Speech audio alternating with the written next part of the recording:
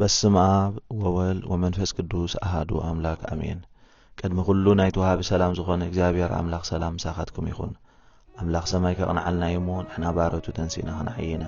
መጽሓፈ ነህምያ ምዕራፍ 2 ቁጽሪ 20 ጻውዒት ንምዕዋት ህንጸት ገዳም ምዕራፈ ቅዱሳን አቡነ ሊባኖስ ወአቡነ ተክለ ሃይማኖት ቤተ ክርስቲያንና ኣብ 2014 በካህናትን ዲያቆናትን ምእመናን ነበርቲ ከተማ ሰንዓቶን እዩ ተመስሪቱ።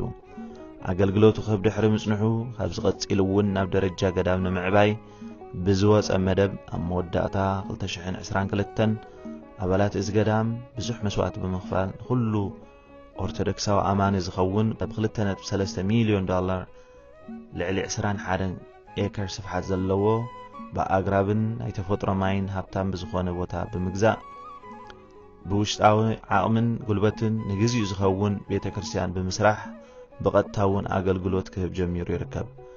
መፋረቕ 2023 ብፁዓን ጳጳሳት ብፁዕ አቡነ ሲኖዳን ብፁዕ አቡነ መቃርዮስን ኣብ ዝተረኸብሉ እምነ መሰረት ብምንባር ተባሪኹ ናብ ቀጻሊ መደብ መስርሕ ህንጻ ንምጅመር ተዳልዩ ይርከብ።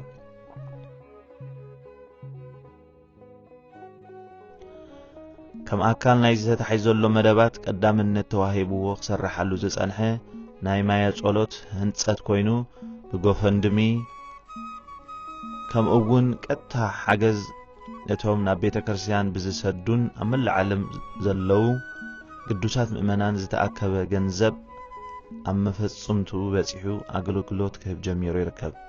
እንተኾነ ግና ነተሓጸብትን ንሱባኤ ንምዕረፊ ዝኸውን እኹልን ምቹእን ቦታ ብዘይምህላው ገሾም ዝመጹ ተሓጸብቲ ሆቴል ብምሓዝ ኣብ ዘይደሊ ወጻኢታት ይኣትዉ ምህላዎም የተሓሳስበና።